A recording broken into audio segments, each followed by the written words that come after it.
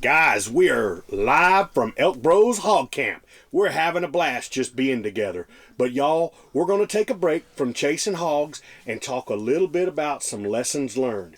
Let y'all know about some awesome ElkBros developments and get back to answering our list of listener scenario questions. How long does it take for spooked elk to come back to an area?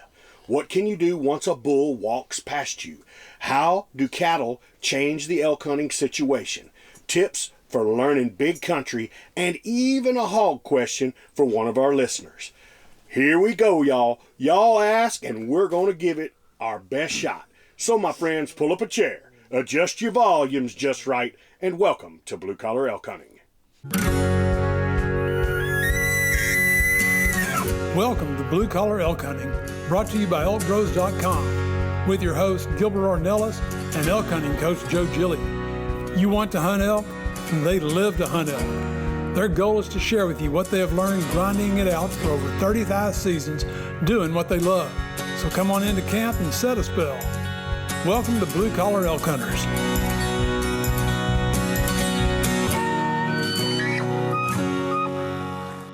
Hello there, everyone. If it's your first time with us, glad to have you. Hope you enjoy our show. And as always, for those blue-collar hunters following our show and grinding it out with us every week, welcome back to Hog Camp with us.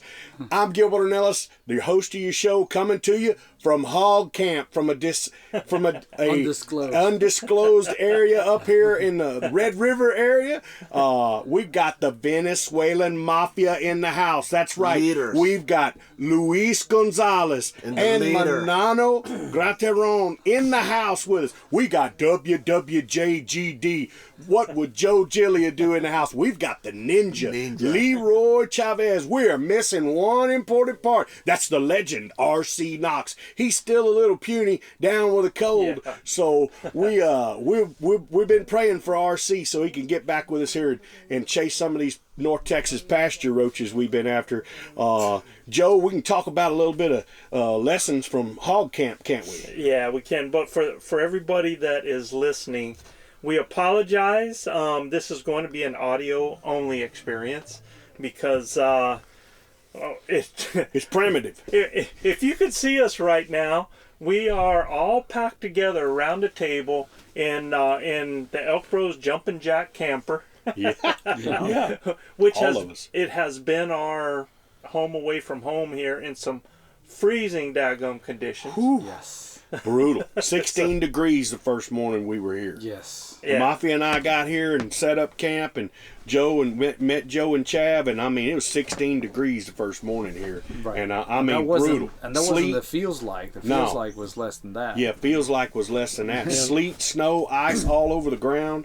It's been crazy, and brutal. Look, like Chav said, brutal. And the hogs, they've shown up. Yes. Oh yeah, yeah. But that when we talk about lessons, I mean that's a big part of it.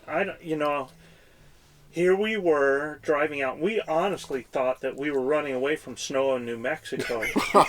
And cold weather. Yeah, and the cold weather. And we thought the further east we went, the better it was going to get. And it was just the opposite. The worst it got. And it wasn't snow. It's not snow. Ice. It's just ice. It was ice. Hey, look, Ice condition. when you get to Texas, it's just humid, and people don't understand that. And people think, well, heck, it don't get cold in Texas. Well, I'm going to tell you right now, brother, it gets as cold as here anywhere in the country. And what was crazy, it was 16 degrees right here just south of us in Texas, and it was 80 in Presidio. Yeah. So in the state of Texas, it went from 16 to 80 from north to south. Balmy to freezing. Yeah, welcome to the country they call Texas. That's for sure. Yeah, I mean we actually slid in.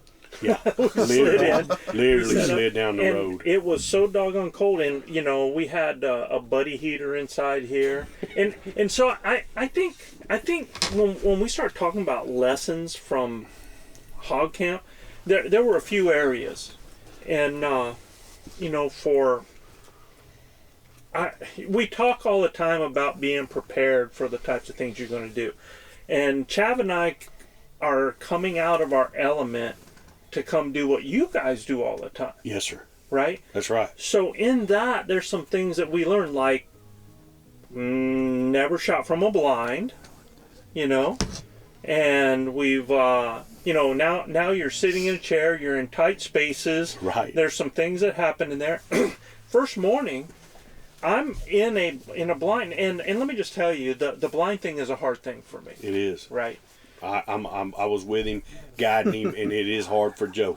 It's hard for him to stay in one spot and trust that the animals are going to come to him, because Joe's a killer, right? When you put him out in the element, he wants to go take it to the animals. And look, I applaud that. But here, there's a reason why we do what we do, and we had to make adjustments. We had to make adjustments this week too. You know, Joe can talk a lot more about the areas where now he knows when he comes here, he's got to make sure that everything fits, right? The first thing we try to talk to people about, Joe, is can you draw your bow sitting down? Will your feet off the ground, right? Oh, geez, and man. In an enclosed environment. I mean, we get in that blind, and it's cold as a wedge in there. I mean, it is literally like an ice box, okay? And he turns the heater on. We got a little heater in the pop-up blind and everything. And he turns that heater on, and he's got so many clothes on so we can sit still in there. He tries to draw his bow, and there's no way he's drawing that bow back. Man. Not without being able to raise it up, poke a hole through the roof, and all that. So he's like, man, I don't ever have this happen. So again, you know, we talk to people all the time. They come into camp, and I'm like, all right, guys, well, y'all might be able to draw your bow standing up, but can you do it with your feet off the floor, sitting on the ground? And they look at me like, okay, yeah, sure, I can draw the bow, you know, and yeah, I know I can draw my bow. And then sure enough, I get them on stand, and they can't draw it back. Big trophy walks in, they can't get their bow back, and they're like, I don't know what happened. Well, I know exactly what happened. Yeah. We didn't prepare for that, right? Yeah. So big preparing moment that Joe knows going forward. Chav too. You're in tight quarters. Yeah. You got all these clothes on, and that's something that even when I'm in cold weather guiding or hunting, I never wear. Well, number one, Tons of if clothes. I'm guiding, I'm not having to pull anything back, right? Sure. So it doesn't matter what I wear, but I've always, even when we hunt in cold weather, Yeah. when you're moving, you only Layers. need so much on. Right. Because you're developing. But when you go sit in that daggum thing, man, and that cold starts creeping, and I look over and Gilbert's like, what's wrong with you, boy? Yeah, I'm built for it, right? Yeah. My blood pressure's high anyway, and I'm built for. I don't get cold, and Luis can attest You that. got fat in your I belly. sat 40. Yeah, I got plenty of fat on my tail end. That's a real answer. And listen, I've sat up in Don't the lay tree. your bed. I've been in tree stand with Luis, and it's 23 degrees, and he's freezing to death, and I'm like, this is right. Yeah, you know? I'm not genetically built for it, that's for sure. But here's another thing, you know, try drawing a bow with a release and mittens. Yeah. Okay. How does That's that a work? that's a great story. Yeah, come on. That's So- a Beto. You Yeah, gotta just tell this story. You know. So I want everybody to understand what he's calling mittens, because they ain't like everybody else's. I have a pair of mittens. fleece Mittens. gloves. It's a shape of a mitten because it lets my hands work. It has a slit where my fingers can come out. It's very lightweight, and I've used them I've hunted in them forever. 30-something years. Yeah. And I told him, Yeah, that's they're a like great my thing to best have. friend. Put 'em in your pocket. Tote No, them but around with you in your let's- pocket, because they ain't let's- doing you no good. When you're wrestling with them, they're not doing any good. I didn't wrestle with them. Oh, Well, yeah. tell the guys the whole story. Why you are saying that you have Well, he's got to carry- take it off to shoot. But what happened before that? What do you mean? What happened? when he started shaking like? Yeah, he's He shaking it didn't like even- this. What happened there? He's trying Here to get we it go. off, and the hog turns around and Yeah. he's Here we looking go. at us the I whole mean, here's the time. thing. I mean, Here he we was go. last time we were hunting together. We did a podcast that was in South Texas. He was complaining because the hogs wouldn't stand still. Right. Now we got the hogs sleeping, They and he's actually just was. waking them up and was. running them away was. before he even takes a shot. How does that work? Hey, look, man? we're poking a lot of fun at Brother Joe here, but at the end of the day, these are all failure points that he's learned. These hogs are not easy to hunt. They are very wary quarry. They bed down in areas where you're not going to see a whole lot of them, maybe an ear, a snout, and they pick up movement really well. And if you're wasting movements other than being able to draw your bow when you see them, you will miss out on an opportunity or blow the opportunity, right? So, Yeah, and you brought a great point before. I don't like any tree stand or a ground blind either. But there's a reason why. It's really it's nearly impossible to do to get close to the hogs on the cornflakes situation. So with that In a said, skating pond. my best opportunities came on my feet hunting. Yeah, and that's because of what the weather pattern. The we're weather in. helped that. And The the food weather. pattern, and Yeah. the food Yeah. pattern and the weather pattern And helped that. during the winter time. Not only that, But- we had an unforeseen event prior to us showing up here that kind of messed up the Our continuity of Yeah. the hogs coming Well, into the to feeders feed. where you would have had an opportunity. Yeah, I understand that. But what I want to do out of this, though, is the way we apply this to elk hunting, I want to reverse that role a little bit, because I'm always telling people, like, you're a whitetail hunter. When you come hunt elk, you're not a whitetail hunter, you're an elk hunter. It's totally different. But yet, I think everybody has to learn to acclimate to the type of prey that they're after, right? Yes. So when I come out here and I start moving through an area, and I'm with Luis, as a kid, when I used to hunt, or when we hunted deer and muleys, me and Chav, we would, we're stealthy. We would move through quietly, taking a step here, and after just a little bit, you're checking, because now the view has changed. You can see a new horn or a new ear or something like that. Well, when I showed up here, and this is where it makes me understand people that come out west, and that's what I'm trying to relate here, is that when I came here, when I'm moving through, first of all, I'm still moving through like an elk hunter. Mm-hmm. I'm moving through and I'm looking for things like an elk. I'm looking for something that is sticking up, ears sticking out, a horn, and these critters are down low. So hogs don't have horns. No, they don't. just clarify. Well, Antlers, neither do antlers, elk. antlers. Yeah, there you go. Antlers. So the thing about that is that my mind is trained to look for something. So that's where the first thing I have to tell people when they come out west to elk hunt, you almost have to change your mind's training. Yes. It happened to me. Yeah. It happened to me. I remember that pretty clear. I was like trying to hide behind trees, and okay, Manano, you gotta be in front of a tree and get an opportunity to get a shot. Yeah. And you had some good points about animal behavior as well, because it's just like you're like, man, I just don't understand how these critters actually work or move, or I'm not sure what I'm looking for when I see them. But once you started seeing them bedded, walking through the woods and stuff like that, you immediately picked up. It was like, oh, now I know what I'm looking for. Right. And You have to adapt to the prey Yes. or what you're hunting for and the environment, right. and take all that into account. Yeah. And that's kind of the message. It's about the adaptation. It's about changing your mindset. Because once I did that, then things changed for me.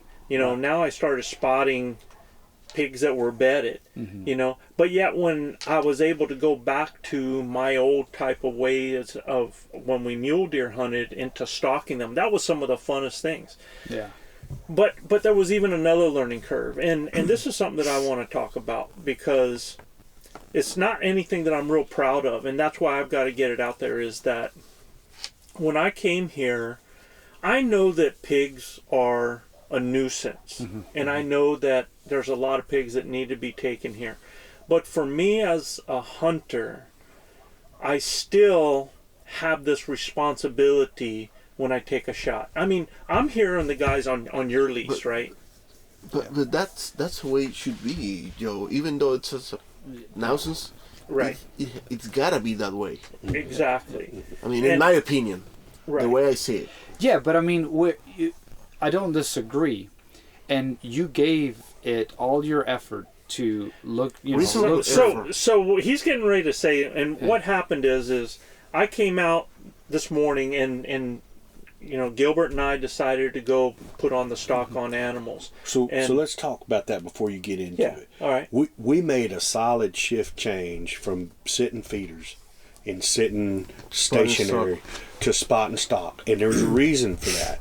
Joe and Chav the day before. Oh, me and Luis. I'm sorry. Yeah. Joe and Luis the day before made a little stalk in an area that was the wind was conducive for it and everything else. And they actually got on some animals, right? How many actually? Yeah, More than Probably 25. about 20 altogether. More man. than 25. Yeah. right. Yeah. So when I heard that, there? Yeah. when I heard that, I know how Joe likes to hunt. Luis and I talked about it, and Luis said, "Do you want to take him in the morning?"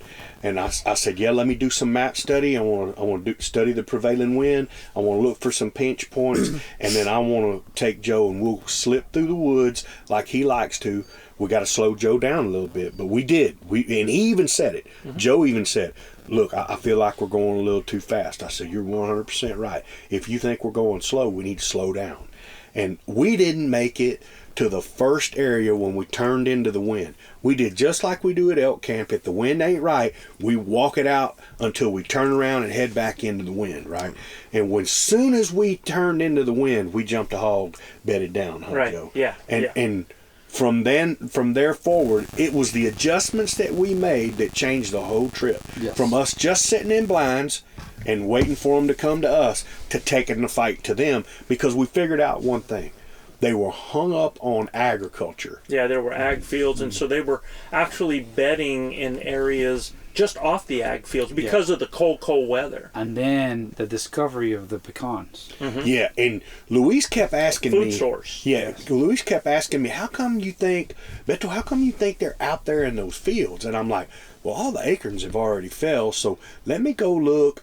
And they put me by myself yesterday, and I said, let me take a rifle with me because I know these boys want some hog meat, and if I see one, I'm going to shoot one, and I know I'll knock him down, right? Well, I didn't Rifles get... are for what? Huh? Bows are for hunting. Yeah, so yeah, that's right. I tell people all the time, bows are for hunting, rifles are for killing. Okay, so I say that all the time. I wanted to kill a hog, so I took my rifle, my smoke pole with me, and I went and sat in an area that we'd been seeing a few hogs, and I wanted to see what the deer were doing out there in the middle of this field. Well, I get out there, and I haven't even got to the blind. I'm going to sit in a box blind, and I see a big group of 20 hogs come out in the middle of that field, and they're doing exactly what Luis said. So I put a stalk on them, got within about 240 yards of them, shot a really beautiful sow, and then the whole pig herd took off. So as I'm walking in to the set to where that pig is, I look up, and we didn't even know that they were here, but every tree out in the middle of that field's a pecan tree, a pecan or a big white oak acorn tree. And I'm like, man, when you got post oak acorns or white oak acorns and pecans, those pigs love the pecan hulls, and in the late season they'll eat every sour pecan that's on the ground and the hulls and the meat out of the hulls that fall from the pecan trees. So bordering all of these ag fields here are pecan trees. Yeah. And that's what's holding the hogs in there. You can actually examine their scat and see it in their scat grain. Seeds, you And see the seeds and everything because else. of the cold weather, it seemed like they were feeding a lot longer in the ag fields or even earlier, so their bedding areas were a lot closer. They weren't traveling that far. And it was areas where it was shielding them from wind. From wind too, Yeah. We had a real strong northeast wind. Yeah, they were covered. And they wanted cover. So when Joe and I turned into that wind this morning, it was eye-opening how many hogs we got into. Yeah, but let's tie this in. Think about this, man. It's a different time of year. The animals are acting a little bit differently. They're going to their best food source. They're getting protection from the elements. They're changing their behavior because of the weather conditions. All of this, guys, totally applies to elk hunting.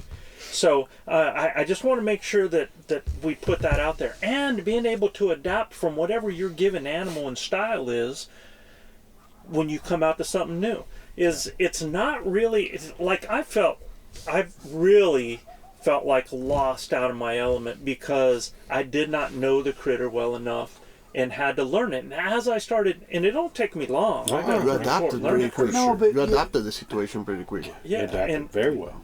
But here it goes again. So we're out in that morning and we're hunting, and we go out and you know, now I had a real good guide because he was like staying behind me. Actually, I was filming, so I can't film from the front because I'm gonna get something stuck in me if I do. So, and listen, I'm gonna tell y'all, I'm not camera A, and I ain't camera double A. Okay, Big O gets lost in the moment. Okay, because I love the thrill. Emotional. Yeah, I'm an emotional guy, and I love the thrill of the hunt. Right, so I'm constantly having to pep my own self up and say, "Come on, man, you got to get that camera rolling." You know, because the first hog that we get up, man, I'm thinking about killing him myself, you know, and I'm thinking about Joe killing him, and I ain't even got it on film, you know. I'm like, daggum. So the second one, I did get on film, and listen, Joe was perfect in that. He has the lead. We're going really slow. It's maybe 75 yards from the first hog we jumped, huh, Joe? And the hogs coming down this dry creek. We got the wind in our face. Hogs coming down this dry creek. And yeah, we got the wind coming right in our face. Hogs coming right down the dry creek. And again, the old bit come into play. He had to jerk that mitten off, put it on the ground. So you know, here's where the story gets interesting, embellished, because Gilbert had no idea that there was a pig there until I started throwing off my mitten. That's not true. He got it on video. The reason why I didn't know there was a hog there is because Joe's big head is right in front of me. Okay, I can't see past it. But when he starts jerking the mid off, I'm like, oh well, there got to be something coming. So when I look out, sure enough, you can see the black hog. And you're lucky he in. was looking at the pig and not to the side, because if he was on the side, you would have seen even less. Exactly. Listen, man. At the end of the day, I did pick the pig up. Okay, and he didn't want to. He stopped and he looked at us like, man, what was that? Right? He picked up movement and he looked at us and stopped, and then he took off trotting. And I'm like, well, I'm gonna stop him. You can hear in the video, I growl at him about 3 times, like that, and he finally stops broadside at about 25 yards, and we had a pretty good shot at him too. Had him stopped, whole 9 yards. Joe draws really well and lets the arrow go, and it's just a little high, right? And the animal did go. You can see in the video, animal drops a little bit. Joe, it was operator error. So I hunted South Texas for you guys, man, and those doggone pigs just never sit still. They never sat still. Yeah. And when that pig was moving and running, I'm on him, and then when he stopped for a second, I literally, everything, I lost it. Yeah. I mean, target panic. Everything again, I'm doing stuff with a release, so I'm trying to think about all these things. I'm trying to think about this anchor, and it's all these new things to me, and this new animal, and and you had extra layers that you don't normally have, and then also the string hit your jacket. It hit my jacket a little bit, but it was me, y'all. I mean, I punched the trigger. I did everything wrong, and I just shot right over the daggone whalers of this critter, man. And I just lost it. You know, I saw animal, and I didn't let myself focus. I wasn't in the moment. That was on me. It was totally on me. And Gilbert's like, oh, bro, man, he just kind of drives. I was like, no, dude. He said, don't sugarcoat this, bro. I missed. I said, hey, bro, you know what the good thing is that while you've been looking for your arrow and everything, I've heard a whole bunch more hogs up in front of us. I said, let's just keep moving up this draw. You know, we're going to put the wheel back on the bus, and we're going to get right back at it. You know, he's got a damaged wheel. You know, his old arrow hit something in that old red clay. I don't know what it was, but it shattered that rascal like it wasn't even a $3 watch. You know, I told Joe, and look, Joe's been here this whole time to figure out whether his setup was worthy of punching through a hog's shoulder. And that's been what he's wanted to do the whole time. Yeah, we had a discussion when I got here, because if you guys have all listened to our last podcast on heavy arrows, that's been a big discussion, because I've really never had a setup that I was one of those guys. I get arrows, I put broadhead on it, and I go kill things, man. I never worried about the science. I never thought about it. And now that we've been introduced to it, there's some things like my bow shoots. I never knew this before, but now I know my arrows weigh 477 grains. right? It was coming out of my bow at about 285 feet per second, right? I'm so proud of you, Joe. Damn. I am so proud of you. Oh, man. Well, and so there was a big discussion because Luis, number one, got butt hurt because I bought arrows from somebody without having him make them, right? Don't go that way. Right? Don't give him and then when we got here, he had built Chav some arrows, and which was really awesome because Chav shoots a lower weight. So, right, Chav? Yeah. And so, 202. Something. Feet per second, yeah. So, per second. we wanted to increase his effectiveness even at the pull that he's pulling. Right. And through all the stuff, and Luis is... he's kind of smart. But, you know... He's uber smart. Yeah, the guy's sharp, and he did this stuff for Chav. He was so anxious to try that out. So we had a big discussion, and I'm like, dude, because I know what my arrows have done, even lighter, you know, at what I shoot going through elk. And I tell you what, I don't care what animal it is, if you hit it in the right place, it's going to go down, right? Yeah. Okay, now with that said, these hogs are a different critter because where we tell people to stay away from certain things, you go to hit in the kill area of this, you are really risking hitting them in that shoulder plate, that plate that they have, right? Yep. So it's like an armor plate. Well, Luis and Gilbert with y'all's arrows and shooting a heavy arrow set, you guys have been blowing through those animals no matter where you hit them at, right? Right. So this is again testament to arrows for big game animals. So when Joe comes here, you know, I'm always the devil's advocate, and I'm like, dude, I've been killing elk all these years, blah blah blah.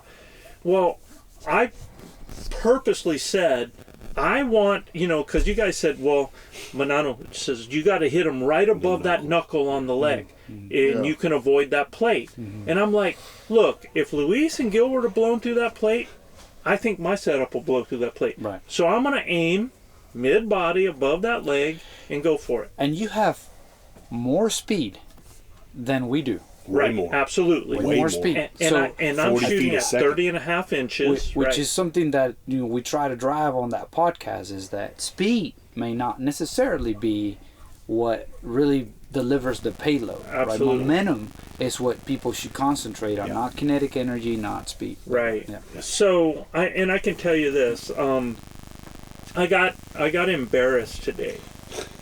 Literally. I mean, I got embarrassed today. Come on, man. Because, honestly, man, I mean, I had to text my wife and tell her, you know, this story that, you know, after I use her error, right? Well, we are moving from there, and I spot a pig bedded down in this bottom. Yep. And I've got that pig at about 30 yards. Yep.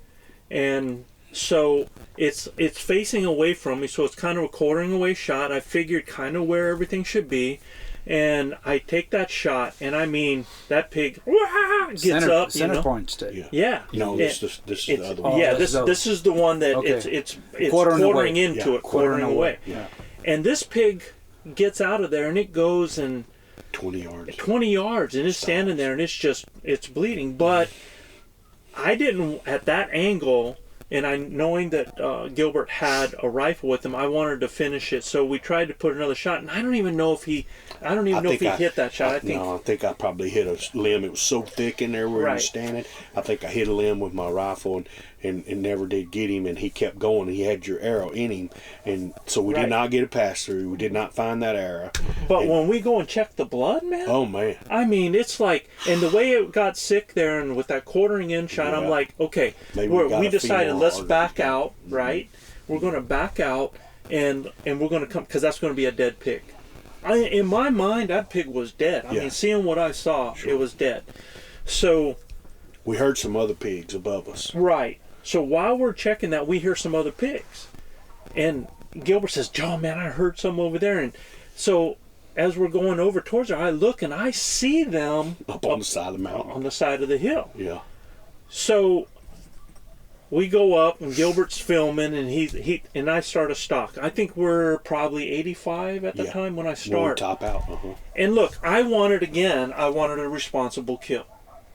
So I wanted to get up as close as I could effective. I didn't want to sling an That's arrow. archery. And there was a big sow that was bedded down. You could barely see the back and the nose, and all these other ones are milling. And I don't know how long it took me to put that stock on. 12 minutes. But I ended up getting right up about 30 yards on them. And that's when the wind shifted, and I recognized it shifted, and I was getting ready to shoot. Another pig had come in. A big boar. Big boar came in, smelled me, and Got 'em started all taking up. the other ones away. And that sow stands up. I'm drawn at full draw. Yep. And I looked exactly where I said I wanted to kill that animal, where we talked about.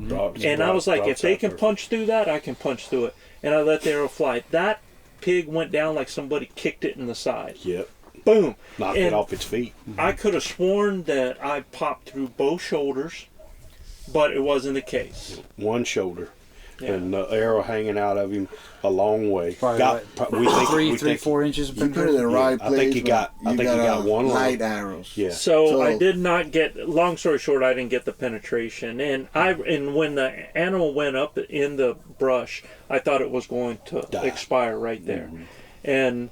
But I want people to understand how tough these hogs are. These hogs are incredible, and what you saw today, I've seen so many times here. Yeah, me and too. it's happened to me so many times where I think it's a good shot, and where I see a ton of blood, and I'm thinking that animal is dead, and then the blood just dies out, and then they're gone It's like and they never find them. vaporize. So I mean, it's just they're just incredibly tough, man. And you, the thing is that they could be as tough, if not tougher than an elk, but it makes it exponentially more tough because of their reduced size. I mean, you think an elk because it's bigger is going to be tougher, not necessarily. Yeah, what got me was, Gilbert filmed it and he showed it to me, and when he hit that pig, it dropped. Yes. And I said, For a while, actually. it dropped, and then it stood up and took off, and I go like, holy cow. She went down for He a was while. hit hard enough to get slammed Yes. to the ground, but he still got up. Got up. That'll tell you the energy that comes from that bow is a lot, but it just doesn't have enough to get Penetration through. power. Right? So there's some things that we can do to help with that. Number one, area where we shoot them. We don't really want to shoot them right there if you don't have to. Right? If Joe gets the other side, we get that other lung, and that hog's dead within 100 yards. Okay, if you got to chase a hog more than 100 yards, you probably didn't get something lethal, right? And you need to back out and let them be. And that hog got with another group of hogs, and they just kept right on rolling, right? And look, I'm running a camera, and I've got a rifle with me, but I wanted Joe to put his hands on that hog, so I really didn't want to shoot it. I wanted everything to play out so we could play it all out on film, and y'all will see it. I'm sure Joe will publish this and stuff. But at the end of the day, Joe and myself and everybody learned real valuable lessons on exactly, number one, shot placement, and really you've got to be able to get both sides of that hog shot, right? Same thing with elk, guys. Yeah. We preach 2 holes, right? And when you split 2 ribs on an elk, you're probably not going to hit anything real strong. Right. So you don't have to have all that, right? Right. But these hogs are extremely their kill area is so tight up. Yeah. It's just very small. We're talking about 6 inches. Yeah. So I want to say something because I know we're getting there, and we started off saying that you just didn't feel very good because we had a conversation. I told you, I said, Joe, I mean, I've seen this a lot. When this blood trail starts, dissipating the way these blood trails are dissipating, we're not going to find these hogs. And I mean, and the blood at first was like white up high on everything, everywhere. I mean, honest, in my mind, I'm like just waiting to see that pig down. So to me it's been interesting because I'm seeing you go through what exactly I went through with the elk and you. Mm-hmm. So I'm going to repeat back to you the words you told me when that happened. You know, you told me a couple of things. You said, you know, because I was tore up when I couldn't find my first elk, right? And, he was ready to quit bow hunting. And we thought the same thing. We thought we were gonna find that elk right away, right? Yeah. But you told me to get back in the saddle, and then, you know, keep after it. You told me, Luis, you gave that elk a ton of effort to try to find it. You were responsible about it. You cared, and that's all that matters. And you were ethical about it, and you care, and that's what matters. And the exact same thing. The only difference being, you are helping us with the hogs. I understand you wanted to find it, and that's all fine, but for you to go and give yourself another opportunity for other hogs, is you getting back in the saddle and you helping us out too, because as you all could see, we saw more than 30 hogs a day here. We also found a nest of piglets. And Joe actually caught a piglet. I did. Yeah. He caught a wild piglet and held it in his arms, and the piglet let him. He wasn't all squalling, and he squalled a little bit at first, but Joe was like little Chester, man. He's just rubbing on little Chester, and he walked up put there him with back him. in the nest. And then we put him back in his nest. I put him back. What was nest, cool is in that whole set, what people aren't going to understand is we actually watched those hogs developing nests. That was incredible. That was my first time, actually. For that other sow. I never seen that before. They weren't doing it for That's them. rare they were doing footage it for sure. So these hogs now help one another. Yes. They work in sounder groups where they take care of one another. That to me was unbelievable, and that explains a lot of their behavior too. When the sows work together with the two litter groups of piglets, right? And they have sentries. They have lookouts. Yeah. They have like these piglets were only about 12 inches long. Yeah, they were little bitty, just born. They look like rabbits, actually. And they had striped ones and black ones. Yeah. So what we got to see is some unbelievable footage of how hogs interact with one another, and now we understand them a lot better because of what they've done. Yeah, I mean, the stuff that we were able to pick up from them with regards to the time of the year, like you said, the what they're eating, their behavior, how they're staging in different areas of this land, based on, because we saw some changes in the behavior, right? For sure. I mean, so it was pretty cool, man. I gotta say, I had a blast. I mean, just watching Joe fall on the ground about 5 times every day. It's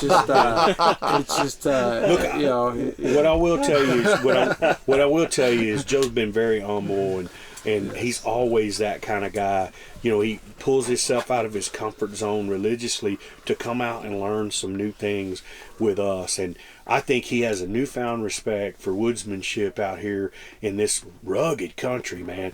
And this is a true test of your will to be able to come out here and stalk these critters and be able. I'm gonna tell guys, like I tell y'all, I mean, you guys are some of the best hunters I hunt with, you and Manano, and y'all religiously can come out here and stalk these pigs up. Joe's the same way. Incredible stalker, incredible woodsman, right?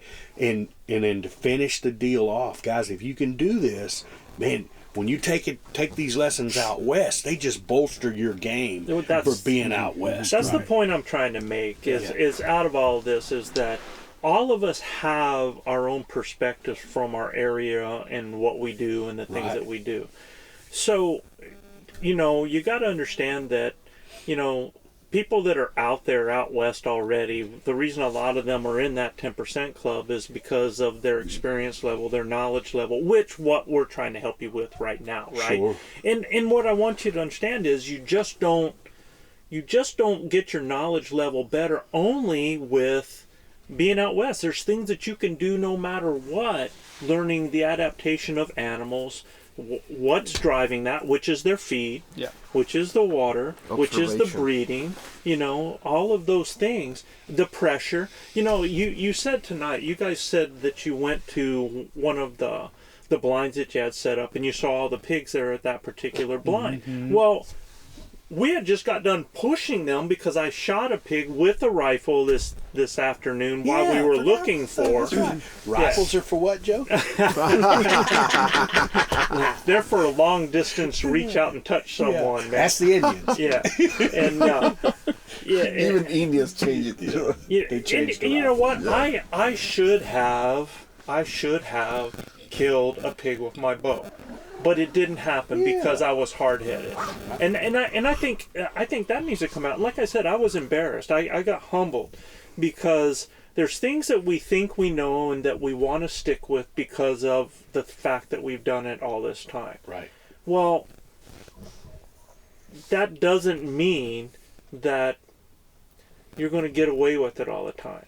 You know, like I said, and the point is, you never stop learning. Right. Yeah. That's right, Chav. Absolutely. And that's why we're doing this podcast. Yeah. But That's I right. think I think you're being a little too hard on yourself too, because I mean, to be honest, you know, you were still pretty open to all the feedback, man. For sure. And look, for somebody that's You been didn't shut hunting down. with a bow for 40 years, in a certain way, and then come out here and just Adapt. take, you know, take the feedback from rookies like, you know, me and Manano in a way that we will never, haven't been hunting this amount of time, and take it positively and adapt and still connect and all that stuff. I think, I mean, you need to give yourself a little break too, Yeah. because part of this was science project for you too. It Right. was, So, but and at now the you expense see- of the animal. Okay, right? but So, listen, yeah.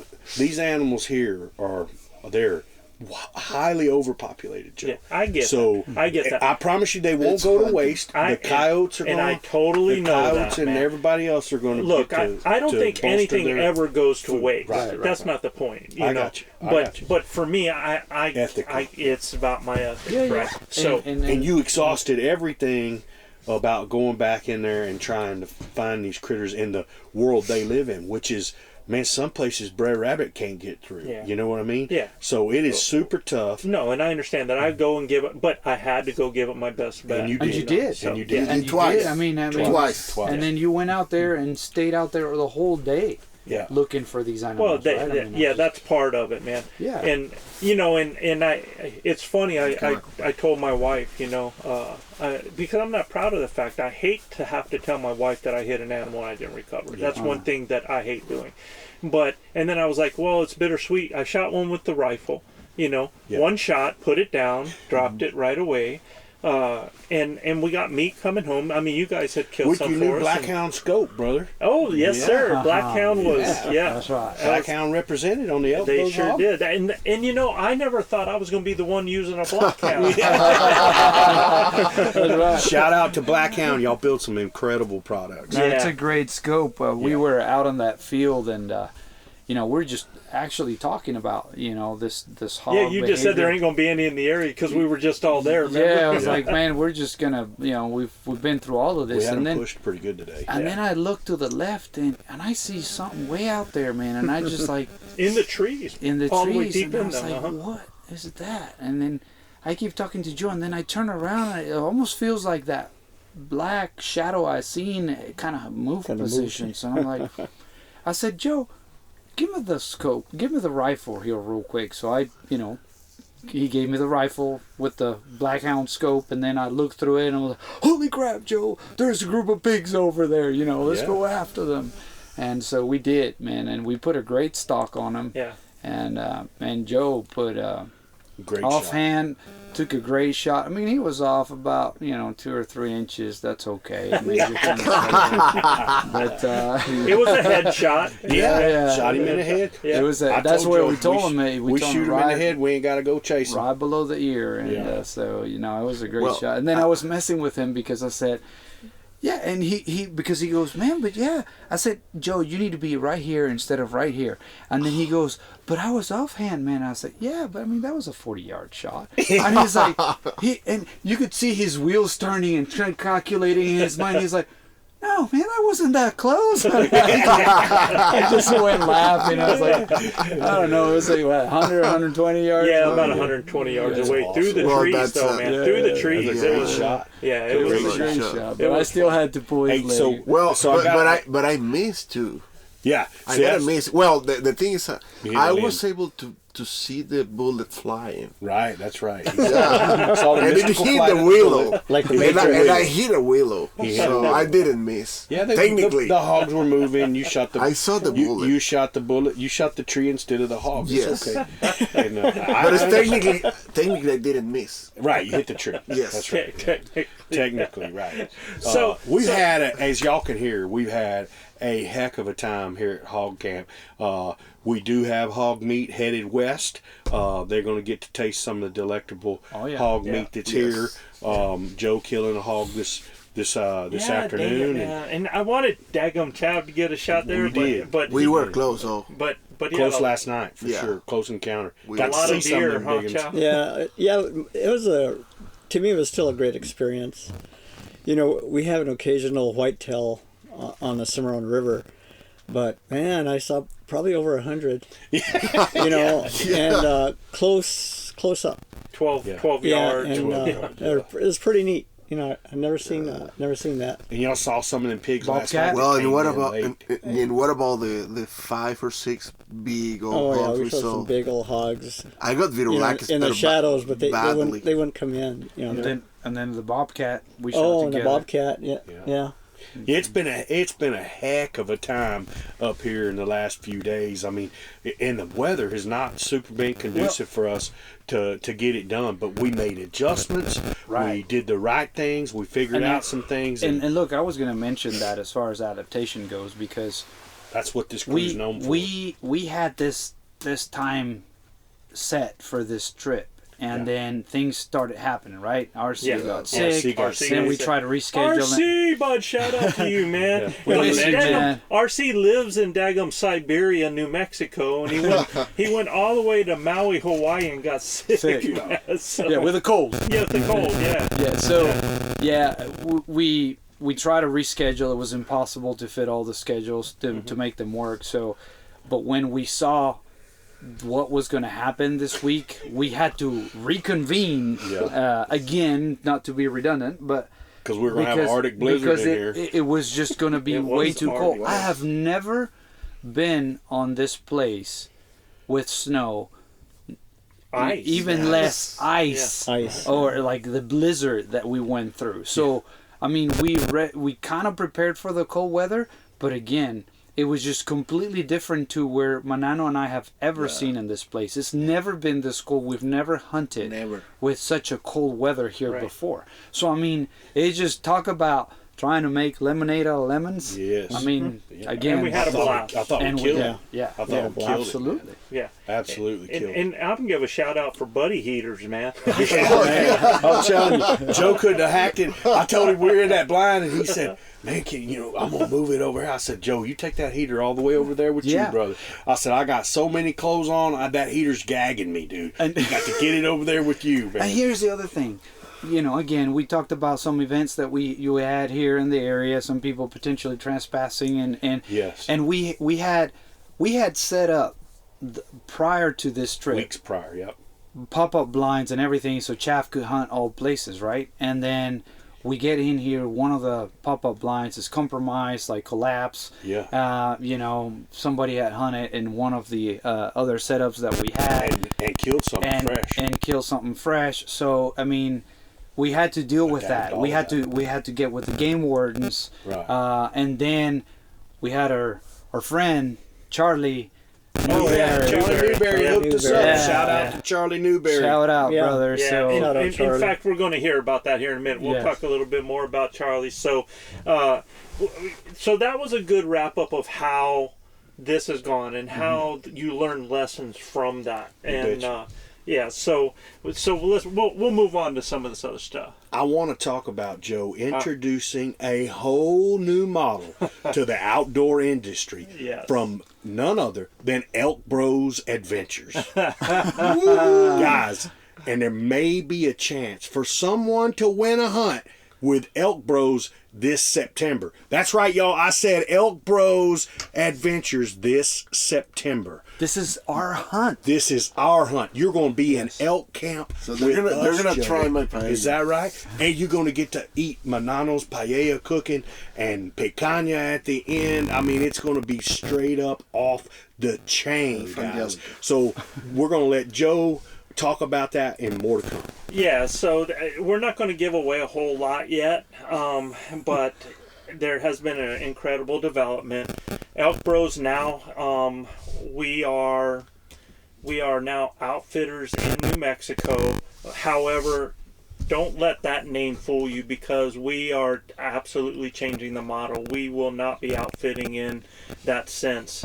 In fact, the people that will be contracted with us will not have a guide. They will have a coach. So what we're looking at doing in ElkBros Adventures is something where people that are out there that want to hunt, but they don't necessarily want a guide, but they want to learn. They need that mentorship. They need that security. They need somebody to teach them. Proof. We're going to be doing exactly what we're doing right now with you. What I've done with Luis, what I've done with Manano, what I've done with Gilbert, is that when you contract with ElkBros Adventures, you're bringing your own gear, because you've got to have the stuff to find the failure point so that you're getting ready to do your own DIY. You're bringing your own food, and we are not responsible for your success as a hunter. We are responsible for making you a better elk hunter. That's the whole model of what we're doing. So you're having a on your shoulder partner, consultant, coach, teacher, that is helping you become a better elk hunter and having that experience so that you can then take it from there. That's the model of ElkBros Adventures. And you're going to get to do it with the ElkBros crew this September. It's going to be way cool. And you can bet Big O will be primed up and ready to go. Yeah.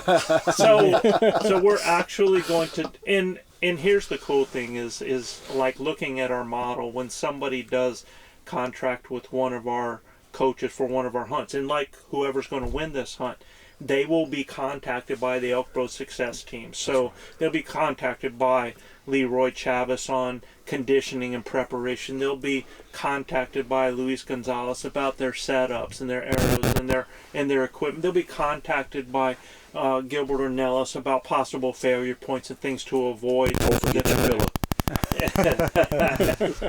they'll be contacted by myself on setups and calling and teaching them that, so they hit the ground running. So we're not going to give you all of the just yet, but still in the works. We are definitely going to have an opportunity for somebody to win an elk hunt and be with us on our elk hunt, on the ElkBros elk hunt. You'll be with us in camp, experiencing us in camp, experiencing each one of the fellas on there, as far as an opportunity to be out with each one of us as we're out there and experiencing New Mexico, man. And we're excited about that. There's more to come.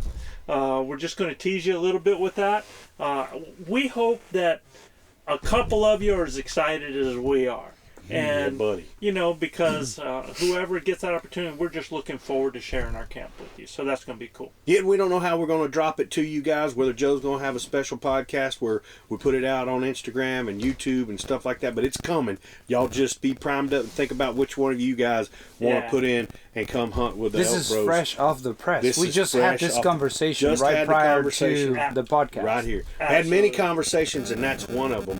And guys, you know what time it is. Yeah, but we're not going to be doing our normal shout-outs. So we're not going to do the cities here. We don't have them this week on this. Right. But we still want to give a shout-out because we had a video shout-out that was really cool that we shot right here. Shot right here on the banks of the Red River. Yep.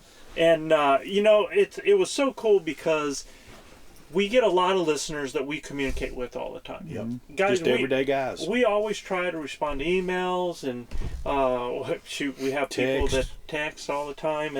And Charlie Newberry out of Henrietta, Texas, found out that we were headed this way, and he's like, well, where are you guys going? And we kind of told him this undisclosed area where we were going. And he's like, you're going to drive right by my house.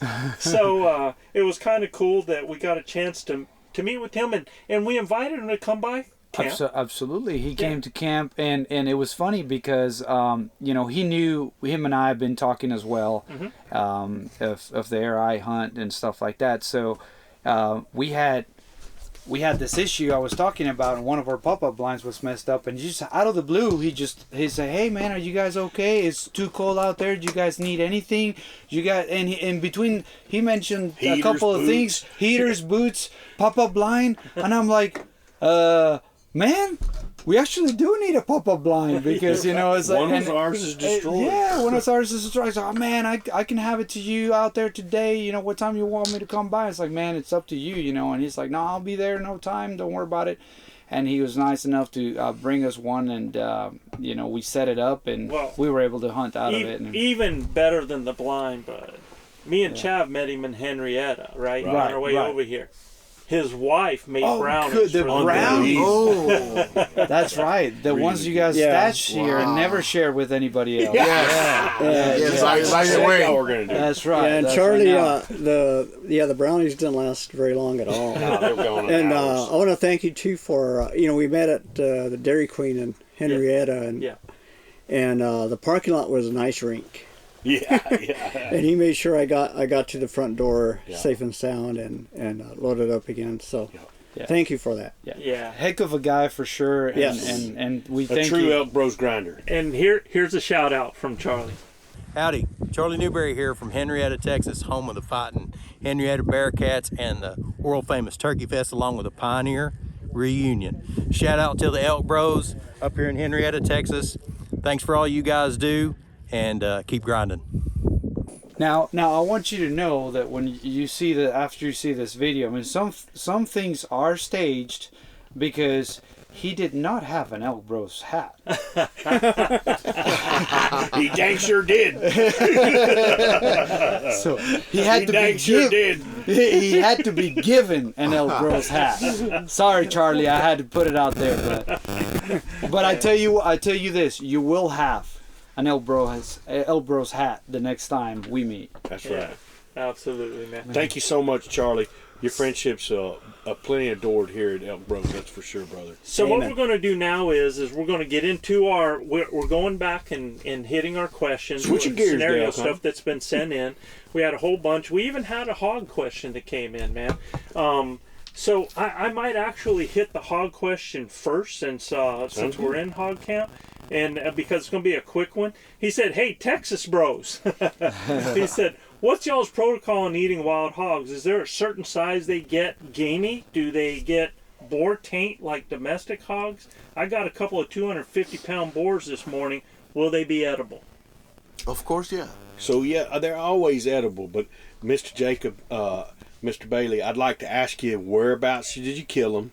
What kind of feed are they? Are they agriculture hogs, or are they eating lots of corn and grain and stuff like that? It makes a difference in how the meat tastes. I don't know if you guys ever butchered a calf. A grass-fed beef tastes different than grain-fed beef. Okay, there's just a different taste to them. As far as gaminess, or as far as how hogs taste and everything, it's really how you prepare the meat. Okay, if you do your best to prepare the meat, get them on ice quickly, their skin off of them, don't let them get hot, and you get them skinned, get the hair off of them, get them skinned and on ice, and you change that water religiously on that ice all the time. And then Luis and I both brine our hogs too. What does that mean, bro? So we soak them in salt water. Okay. How much salt do you put in? I mean, how do you do that? I put about 5 tablespoons to 1 gallon of water. Okay. All right. So just a little bit of brine that helps break the enzymes down in the meat. I brine it, and then, like Luis says, he freezes it for a certain amount of time, which could kill anything in it. 2 weeks is 2 weeks is 2 weeks is what he does. Okay, and then that takes any of the impurities out of the meat by freezing it, and then you got to cook it well done. to internal temperature 165. 165. And I make a lot of sausage out of my wild hog meat. Okay, it's really however you want to process them. But man, we take and brine those shoulder roasts or those hams. Oh my gosh! And you pulled pork sandwiches. Yeah. And for pulled pork, one of the things we do is we put the meat in water. Yep. And we make the water boil. Yep. And then once the water starts boiling, we drain it and then fill it back up with water, let it boil again, and then drain it, and then that gets all the fat off. That just helps kind of clean it up even further. Yeah. So It's the same principle than piscilla. Correct. Yeah, you're boiling any impurities. But I'm gonna give you a meat. piece of advice. Yeah. That's perfect. But please put in oregano, onions, and garlic for 2 days, and that's it. Oh, I like that. That's it. Yeah, that's the secret. He soaks his in garlic, onions, and oregano for 2 days there. But Mr. Bailey, don't let anybody tell you that a 250-pound boar is going to taste bad. If they're good, if they ate good food, they're going to taste better. And look, if they eating cow crap and they ain't got nothing to eat and they're skinny and stuff like that, I'm probably not eating. Right. And but if he's an agriculture pig and he's 250 pounds, that's a giant hog. People that hunt wild hogs know what a 250-pound hog looks like, and that's as big as they get, man. I mean, yeah, there's some 300-pounders out there that are cut and people have fed out and this, that, and other, but you find a 350-pound hog, people tell you, oh, I killed a 400-pounder. Yeah, whatever, okay? The wild pigs get about 250, 280 pounds. That's a giant. Okay, and they got to eat a lot of food to maintain that because their bodies they run off a lot of calories every day. And this is starting from the assumption that you're going to have the common sense of looking at the animal and kind of telling whether or not he looks sick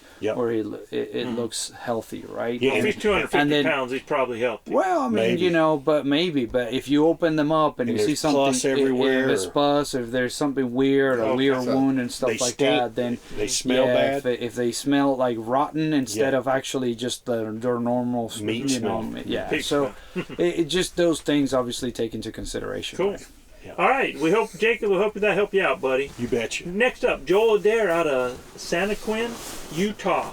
He said while hiking into a new canyon that was extremely small and very close quarters with brush and trees, I was cow calling as I was moving into the canyon. Stopped in an area to use brushes for my inconvenient restroom time.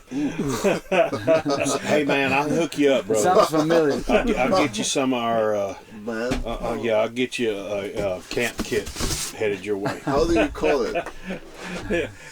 This sounds like y'all's kind of hunting, man. Yeah. He says, I got up and kept heading deeper into the canyon. I ended up jumping in an elk I did not see. I realized at that moment that I left my bugle tube where I took a dump, as Luis would say.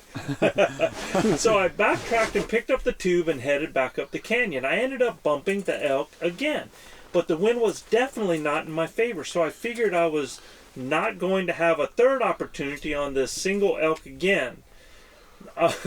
I stopped for a while to let the area simmer down. Yeah, it had to have been your odor too, but I just overpowered everything. When I got up to move again, the elk had come in again for a third time with the wind blowing straight at it. I did not realize it was there. This time I could hear it really take off. I knew the wind was not in my favor, so I went back down the canyon. I was not paying attention to the time of day, as it was about 5 p.m. when I turned back down the canyon. The wind switched as I came around a corner, and I saw a small herd of about 15 head explode out of the trees and take off in all directions except towards me.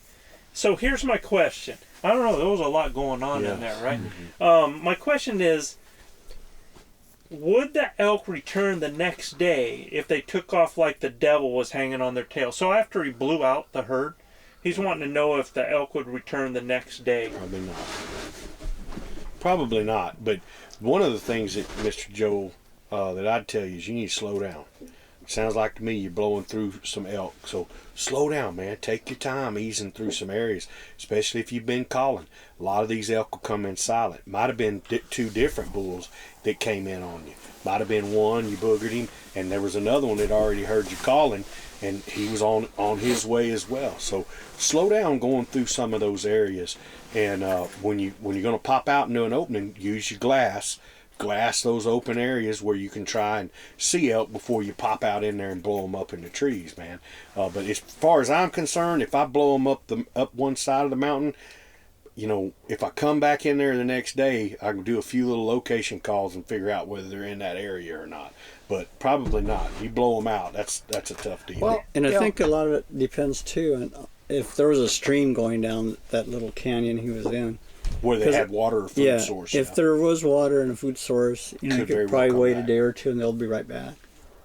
That elk you killed this year was exactly in the same area where we spooked it the day before. Mm-hmm. I drew on him. Yeah, we both. Yeah, we both did. I drew on him too.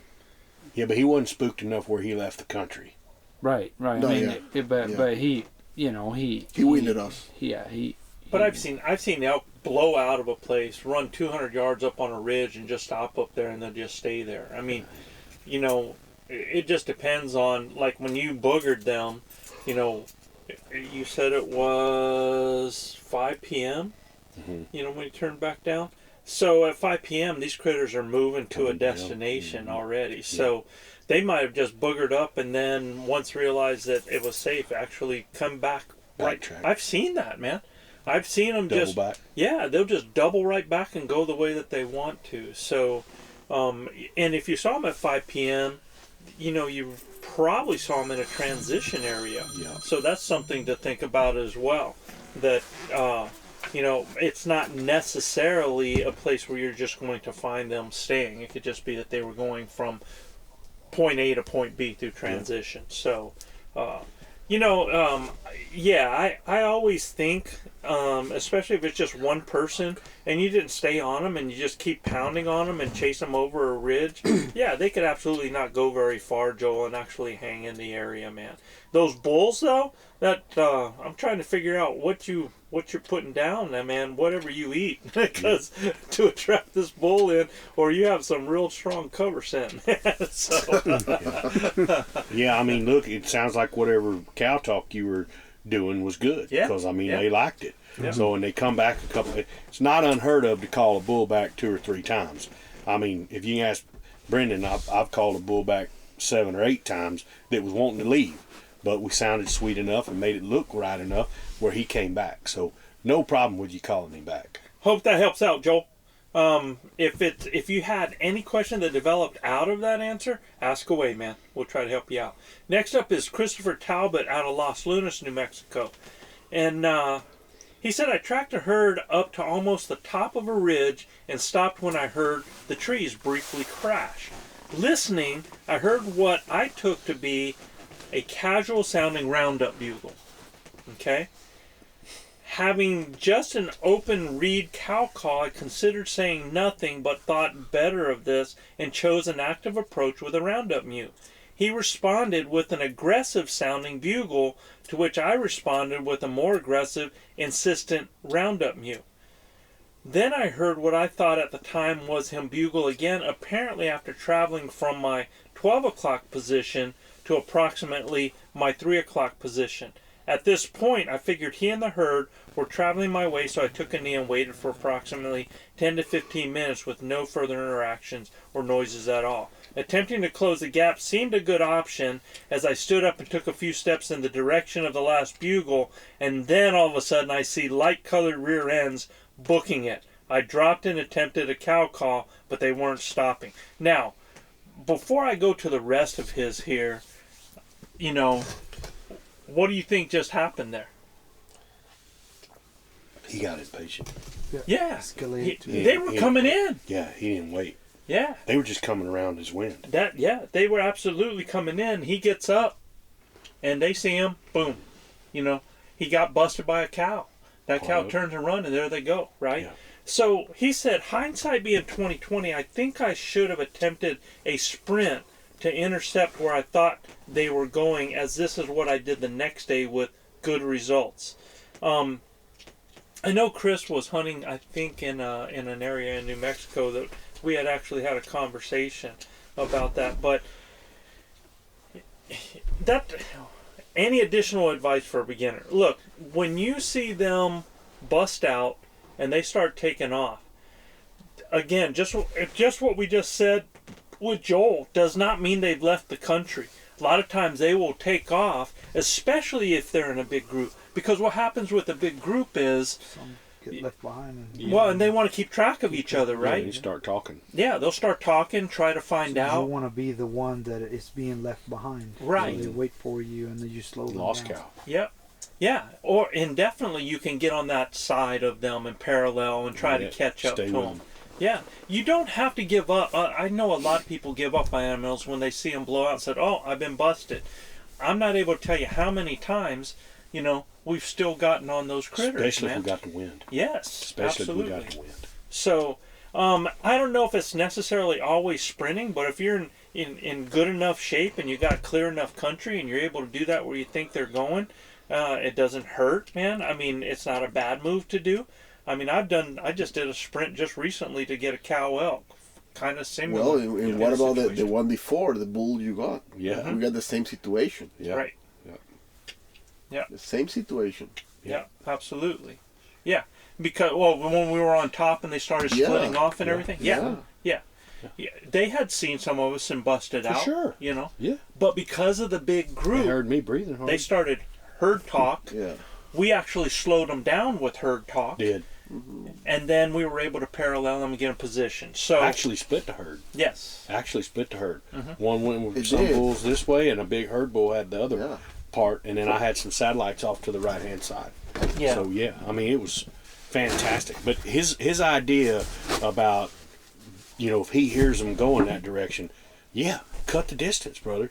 Especially if they're out there 200 yards, cut that distance in half. Mm-hmm. Right? If you've got enough cover where you can not be seen, go cut that distance in half. If you're going to wait right there, then you got to have that solid plan of about 45 minutes waiting right there, right? Yeah. Especially if you're talking to them the whole time, because Yeah, and that's if you're the thing- talking, don't mean they got to sound back. They're That's the coming. thing I didn't hear him say was he How long set he up waited. and he waited for 10 or 15 minutes because he thought they were coming his way. Mm-hmm. And what I always like to do, Chris, is I like to hang just a little bit of bait out there. Mm-hmm. So I'll try to throw just one cow call back behind me in the direction that I want them to come. That's a good move right Yeah, there. just hang a piece of bait out there so that they know. I mean, because when they're coming your way, they are trying to locate where you're at.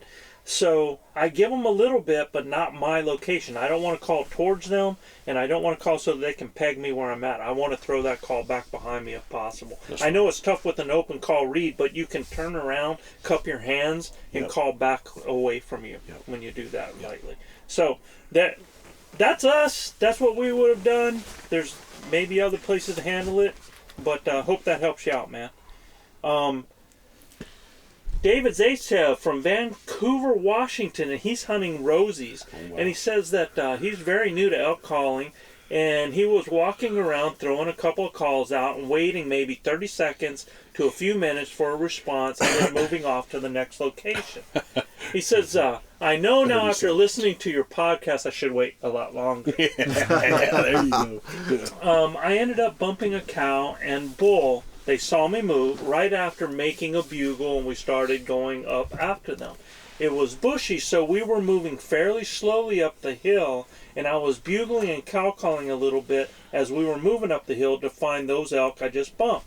We got maybe halfway up this small hill, a couple hundred feet in elevation, and my hunter partner alerts me to something moving laterally up the hill from us on our side. It was a nice 4-point bull, different than the bull I bumped earlier, heading up the hill next to us, just 60 yards away from us at some point in his walk up the hill. He was only 60 yards at some point in that walk. I did have an arrow knocked and ready to shoot, but I thought at the time he was too far to make the shot, so I let him walk by, and then I tried to cow call him in closer before he got out of vision. So he had an arrow knocked, and then he thought he was too far to take the shot, so he let him walk by. He did not stop or even look back at my cow call and went up and over the hill. We went after him trying to find him and sneak up on him. I never saw the bull again, so I'm pretty sure I did not make the right move after he walked by us or before it. My question is, what should I have done after the bull walked right past us? Should I have bugled or cow called or both? I'm pretty sure I should have done some sort of calling sequence in that area and stayed put for at least 30 minutes until moving on to the next location. What do y'all think? There's a lot in there. Absolutely. Yeah. Yeah. Yeah. That's it. Yeah. Done. Let it go. Yeah. Draw. Yeah. Let it rip. I, You know he's 60 yards. Put him down, brother. If that's your effective killing range, right, Joe? Yeah, if it is. But you got to stop him.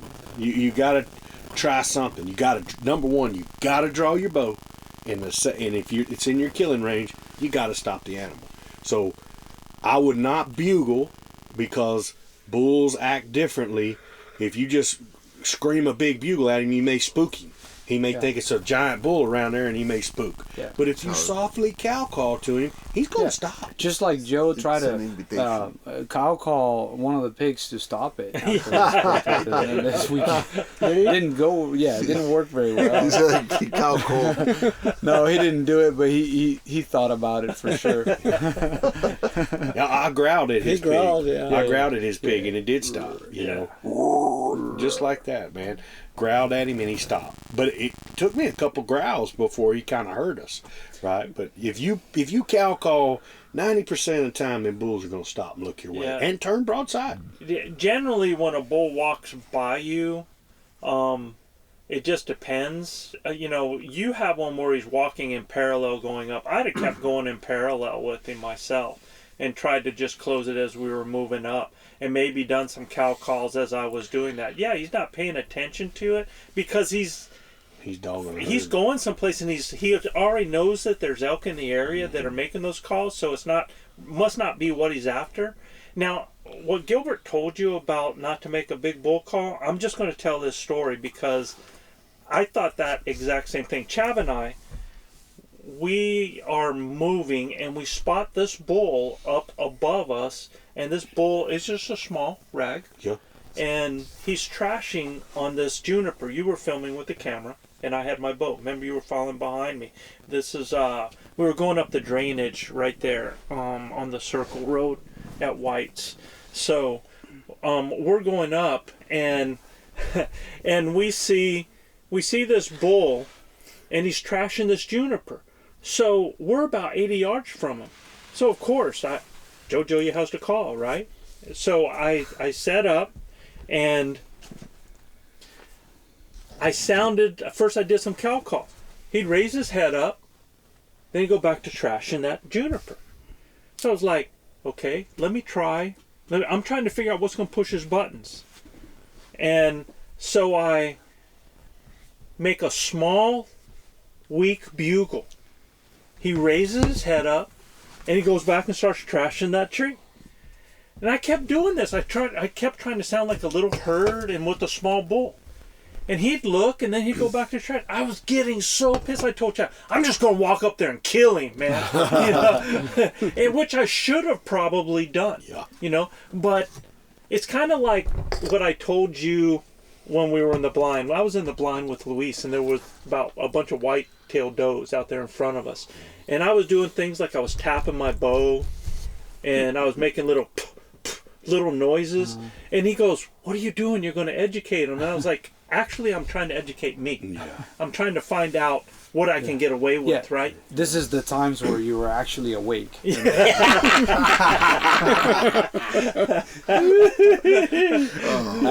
gets so warm in there with that buddy heater.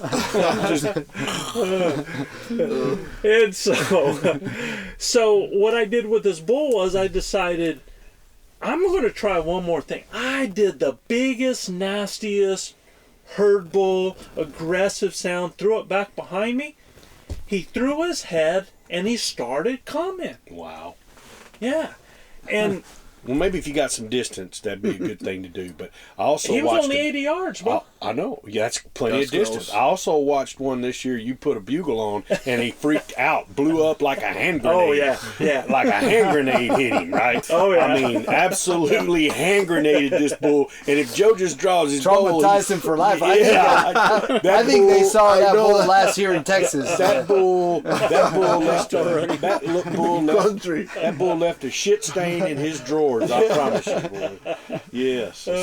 So again, man, David, it's, chimeric 6 to 1, half dozen the other.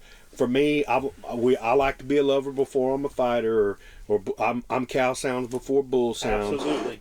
So I'm gonna try the cow sound first, and if that ain't gotten his attention, like Joe said, go ahead and scream a little bugle at him. But I wouldn't hit him with the big raunchy guy first.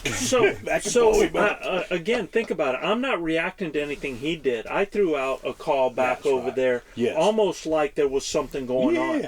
And I think he realized that there's a herd bull with cows. Now I'm coming. Yeah, and so he was going to go check it out. Yeah. Almost like a slow play whole deal. Right? Yeah, it's kind of like one thing like that. So and then I ended up shooting that booger at 30 yards. Grinders tuning in, thank you for listening to the Blue Collar Elk Hunting Podcast. Our goal is to share our knowledge and help you flatten that learning curve so that you too can have some of the very same incredible experiences that have given all of us here at ElkBros a lifetime of memories. If you like what you hear or see, you can get all of this information plus so much more from our Base Camp Elk Hunting Training Camp, the first in a series of online courses from our Blue Collar Elk Academy. Our Base Camp Training Camp allows me to use my coaching style and share almost 40 years of elk hunting experiences successfully hunting elk on public lands, as well as over 20 years guiding hunters of all ages and experience levels. This course will be like nothing you have ever experienced in concept and structure, using success-based coaching techniques that will elevate your confidence and skill sets. Our camp will prepare you specifically from that final moment most in your control, those final minutes or seconds the elk is in front of you, backwards through each step and level, allowing you to see, visualize, understand, and relate every coaching point to what lies ahead, the next step, the next thought process, the next success. Because y'all, you've already been there. You know what it looks like. By tapping my 30 years of teaching and coaching experience, our camps are developed considering multiple learning modes with text, visuals, audio, as well as video. And Base Camp will benefit those new to elk hunting all the way to the 10 to 15 year vet. So if you are looking for that one thing to help you fill that tag this year, invest in the most important piece of equipment there is, you and your elk hunting knowledge. You can find the Blue Collar Elk Hunting Academy and the Base Camp Training Camp at ElkBros.com. That's ElkBros.com. Keep dreaming of the screaming, believing in achieving, and most of all, keep grinding.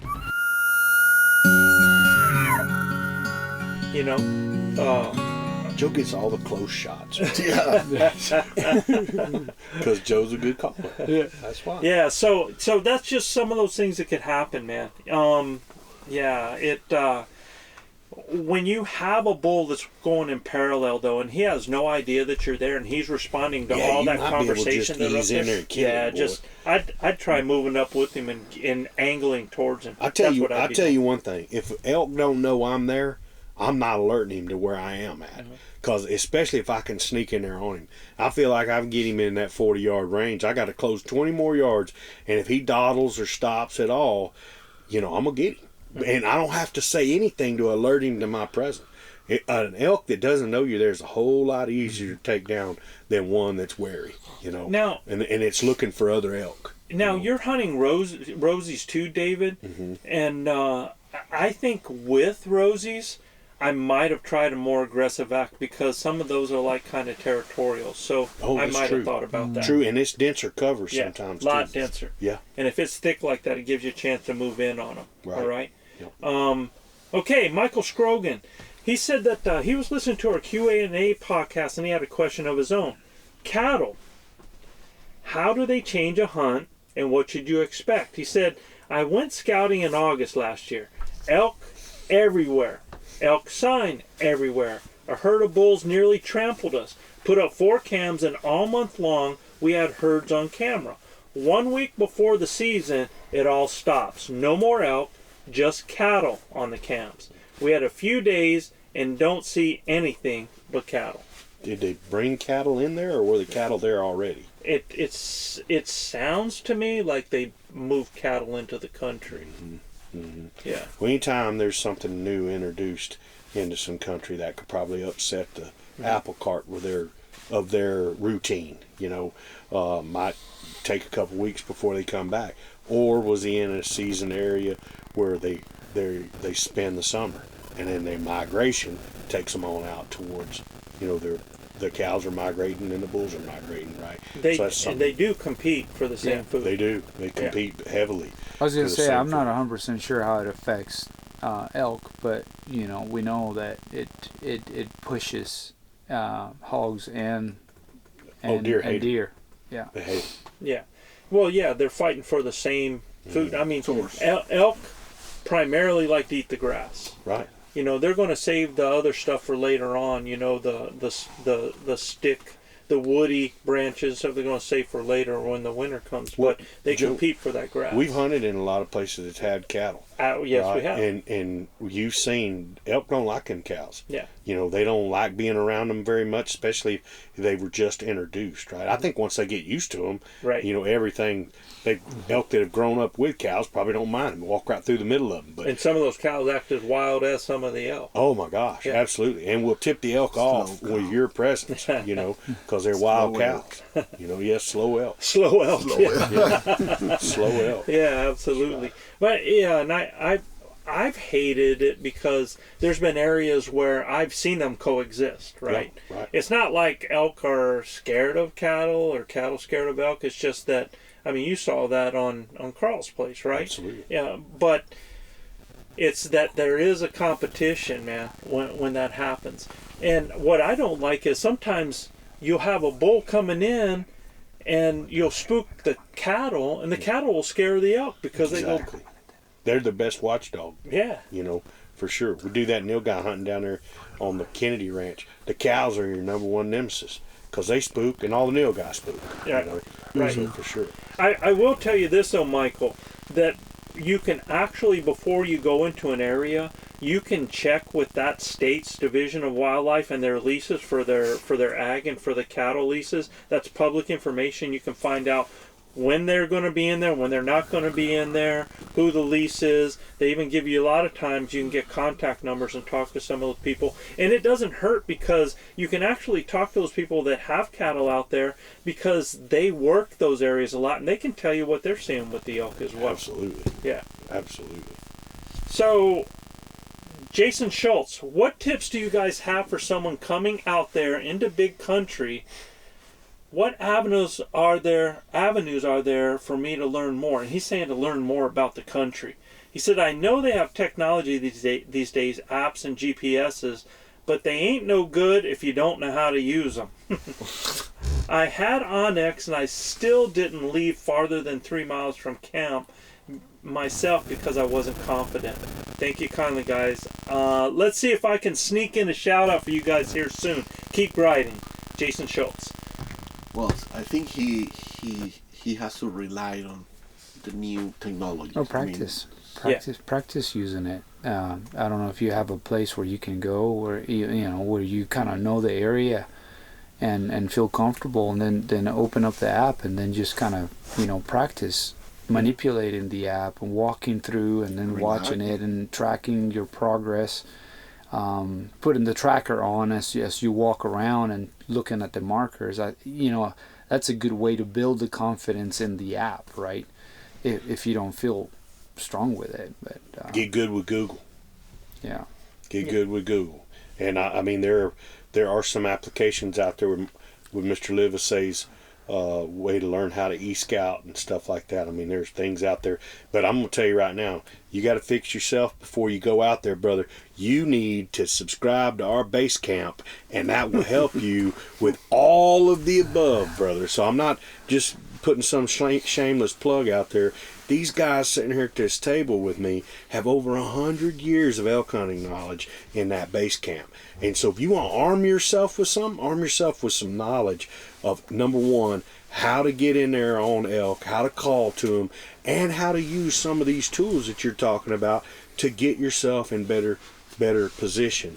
to score. And you know, I would tell you too, man, is, you know, like Luis was saying, you got to practice with it. But there's some things in there that just in their most basic, like if you just mark your camp as a waypoint, yeah, man, you can never get lost. then no matter where you go, all you got to do is tell it, go to that waypoint, and it's going to give you a direction to it. Now, if you don't trust it so much, I keep a compass in my pocket all the time, and whenever it tells me, it's going to give me the direction that can be, coordinates can be, well, not coordinates, but they can tell me the bearing that I can put on the compass. And a lot of times I don't even use my GPS after that. I just put the bearing on the compass and I start following Well, that. I'd rather get the app, because after you tell a story, He likes going in circles. no, the the compass. yeah. The at night one? Yeah.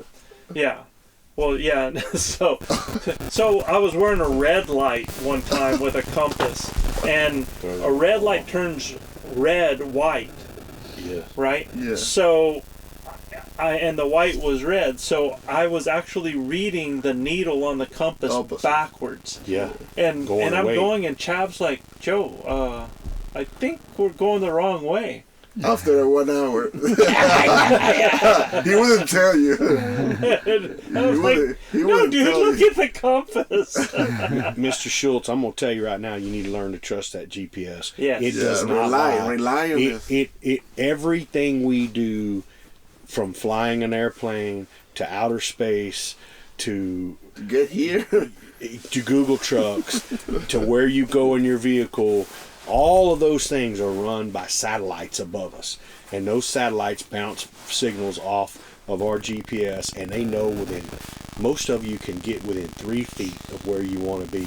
I use them fishing. My GPS can put me on a spot within 2 feet of where I'm at, and when I can't see in the fog or in the dark, I know if I've got a trail, I can run that trail and I'm not going to hit anything out there. And I trust that GPS in my hand. If you're worried about losing charge or whatever, that puts you Poseidon in your backpack, or some type of battery charger and a cord that works to be able to charge your device, and or extra batteries in your handheld GPS.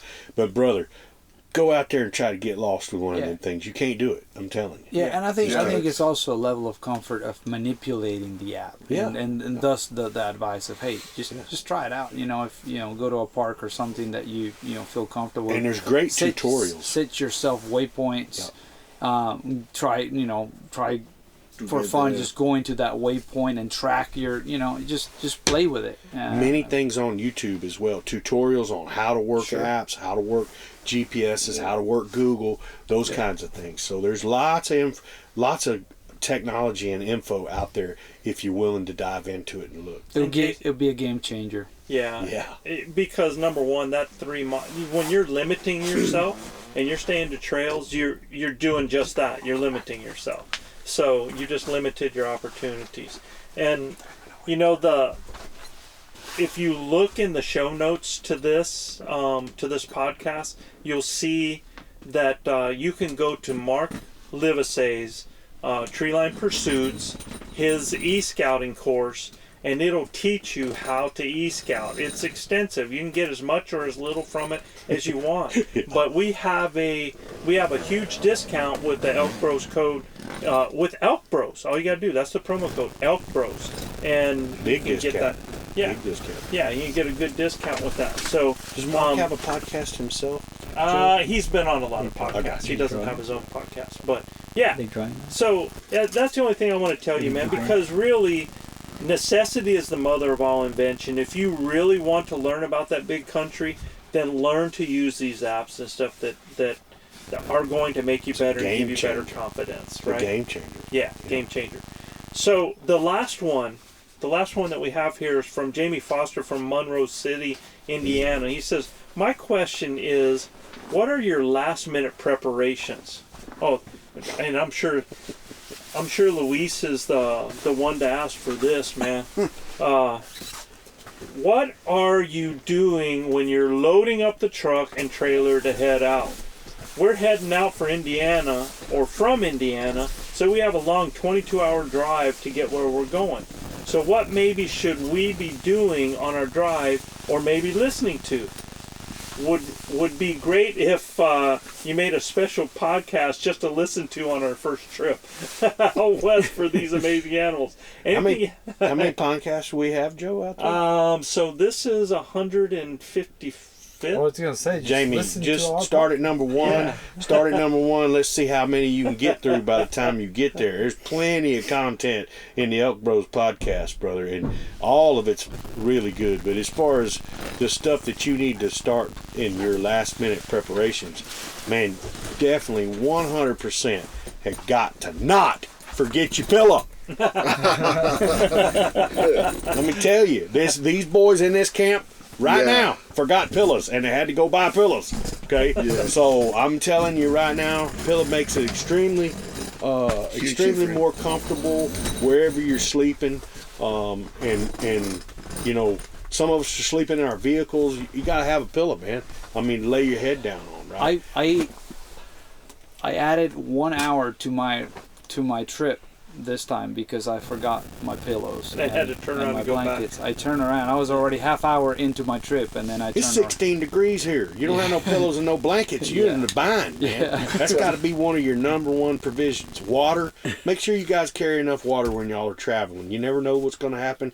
You have a flat or whatever. You need to have some water on board with you so you can have what you live a long time with just water. You don't have to eat food for quite a while. You can go a couple weeks without food, but you got to have water, man. So have some of that. Big time, y'all are pulling a trailer. Check the air in your tires, man. Super important to be able to have the right pressure. If you're going to be real hot country traveling, probably want to up your pressure to its max. If you're going to be cold, you can probably run 5 pounds less.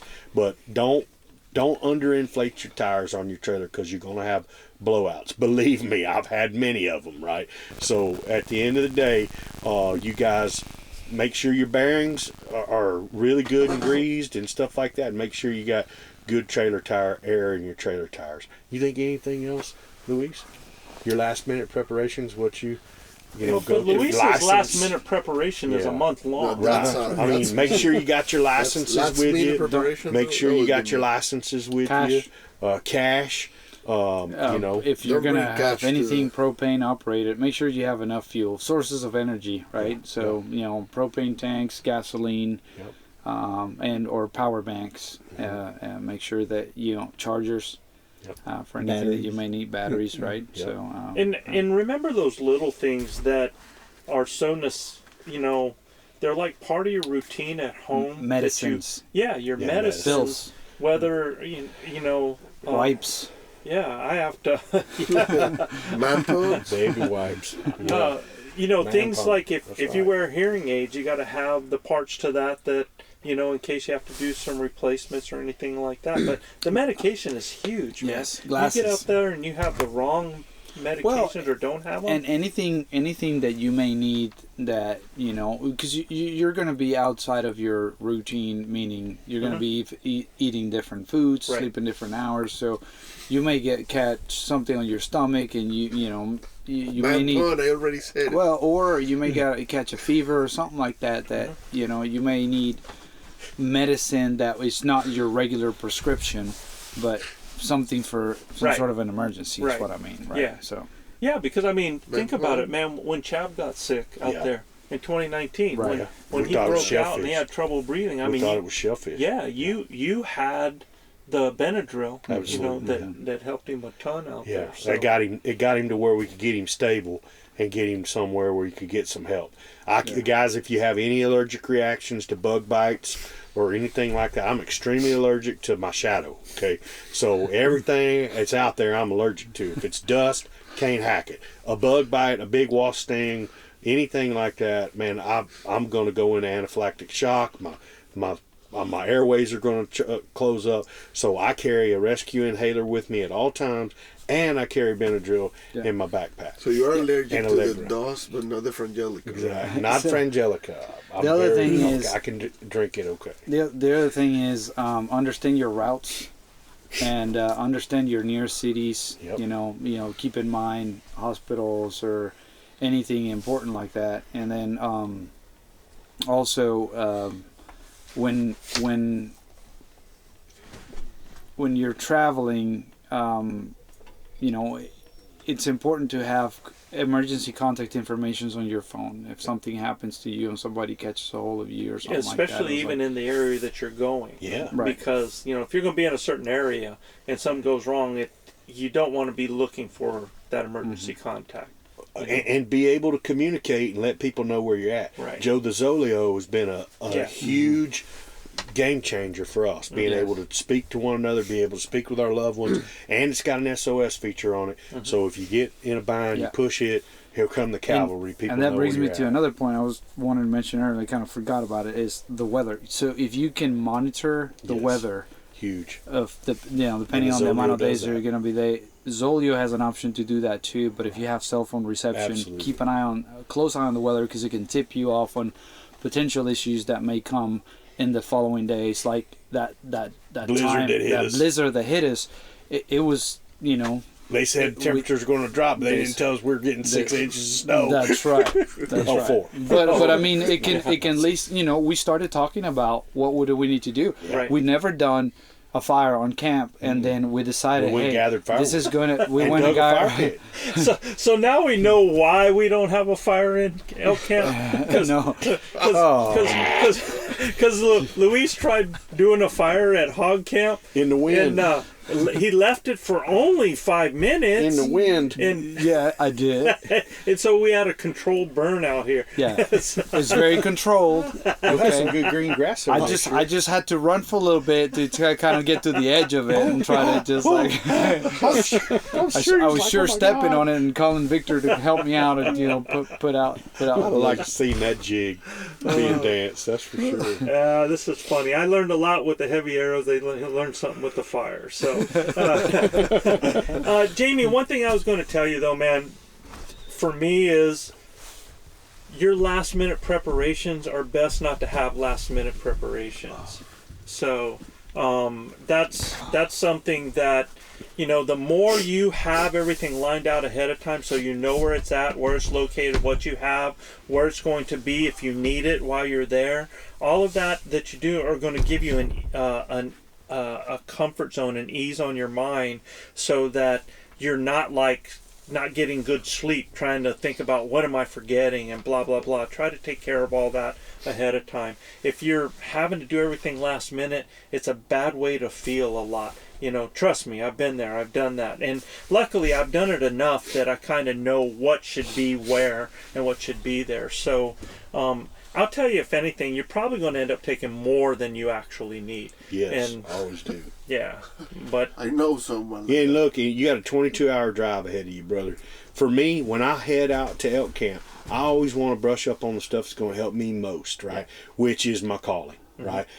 Joe and I, we all in camp feel like that if we can speak the language, we got an opportunity to kill elk every time we go into the woods. So I'm listening to Joe Giglia. I'm listening to Paul Medell. We're talking about situational elk calling, right? I think Paul's one of the best out there at providing scenarios and how he calls elk. So if you want to listen to something that's really going to get you in tune with the situational part of your elk hunting and your calling, especially if it's DIY or if you're doing it yourself, that's something I would definitely listen to on my podcast or listen to, you know, on his app, the Elk Nut app. Yeah. And we love Paul here, so we'll give him a plug for that for sure, and that'll help you on your hunt, because knowing how to speak the language and what the elk are talking to you about is a big deal, game changer for us. yeah, maybe his idea of us doing a podcast for people to listen to, you know, getting them ready on the road, might be a good idea, man. Yeah, man, we might give it a doing try that. for sure. All right, that's a great idea, but thanks a lot, Jamie, man. Go get them this year. You betcha. Joe, you know, closing us out here. Guys, if you like what we're doing, please subscribe, rate, and review us. You got to go to Apple Podcast or iTunes to review us, and check out more elk hunting content at ElkBros.com. And just a reminder, if any of our listeners listeners would like their questions answered on our show, just send your question in to info@elkbros.com. That's INFO at elkbros.com. Like we say here in the Sooner State, husbands kiss your wives, wives kiss your husbands, hug your babies, keep your broadhead sharp and your powder dry, and we'll see you next week right here on Blue Collar Elk Hunting. And what's going on now, bro? We have got, for all of our grinders out there, here's some more music from our brother Tony Wintrip to close out the show. Tony! Woo! Good night, everybody. Good night. Good night. Peace, peace. Strap on those spikes, boy, leave the world behind. There's dreams here to chase, and you got the rest of your life.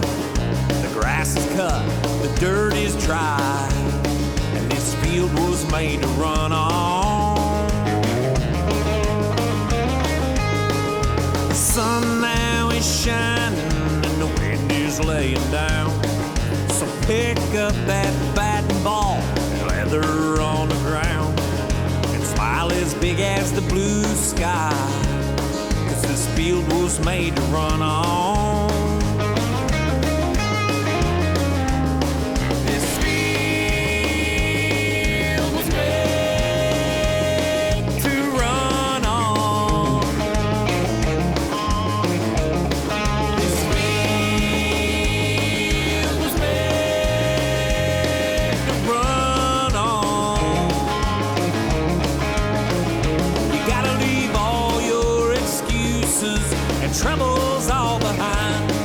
Everybody is a leader, shaking all high fives.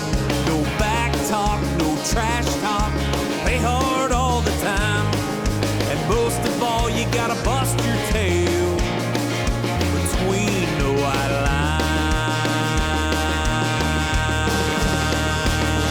This field was made to run on.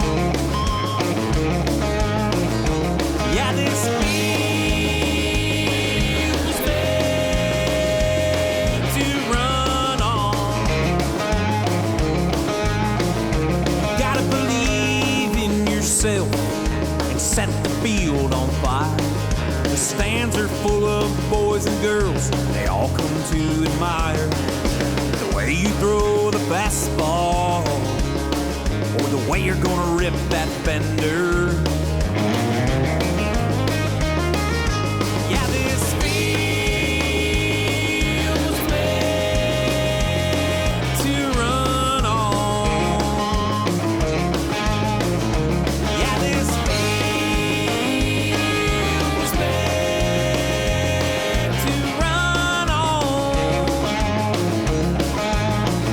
You gotta leave all your excuses and your troubles all behind. We gotta move that runner over. Make sure you read the signs. No back talk, no trash talk. Play hard all the time, or you'll find yourself on the hardwood if you don't run between them lines. This field was made to run on. Yeah, this field was made to run on. Run up and on.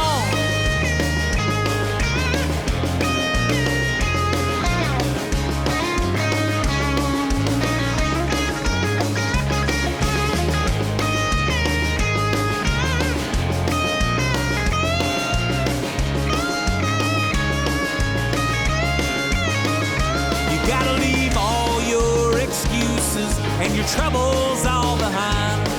Everybody is a leader, shaking all high fives. No back talk, no trash talk.